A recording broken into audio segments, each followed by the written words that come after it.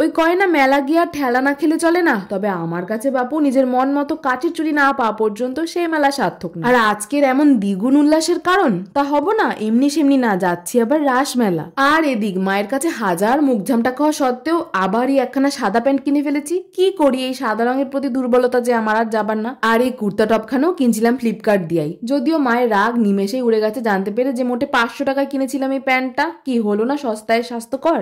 এদিক মেলা যাওয়ার আগেই দুপুরই বেরিয়ে পড়েছিলাম আগে বিপত্তারিণী মায়ের মন্দিরে একটু পুজো দেবো বলে। এর আগেও এই মন্দির আসা হয়েছে, তবে এই সন্ধ্যা আরতির শান্তির মুহূর্তটা কোনোদিনও পাইনি। মনটা অনেক শান্ত হয়ে গেল এখানে এসে। আচ্ছা, কারা কারা চেনো এই মন্দির, জায়গাখানা চিনতে পারলে জানিও কিন্তু। মনের শান্তিতে সন্ধ্যা আরতি শেষে পুজো দিয়ে সবার প্রথম যেটা দরকার ছিল এই 1 কাপ গরম চা। এইবারই যে আর তর্স হয় না, ড্যাং ড্যাং করে চললাম রাসের মেলায়। সবার আগেই চললাম মন্দির দর্শনে। শ্রীকৃষ্ণের দুষ্ট মিষ্টি লীলাগুলি এখানে কি সুন্দর করে জীবন্ত করার চেষ্টা করা হয়েছে। চারিদিকটা এত ভারী সুন্দর সাজানো গোছানো, এখানেই মনে হয় আটকে থাকি। আচ্ছা, মেলা গেলেই তোমরা কোন খাবারের ওপর সবার আগে হামলে পড়ো শুনি? আমার তো পাপড়ি চাট আর ঘুগনি ফুচকা কাবাব তো আছেই। মা ব্যস্ত এদিকে শাড়ি দেখতে, কিন্তু আমার তো মেলা মানেই কাচের চুড়ি। রাধে রাধে।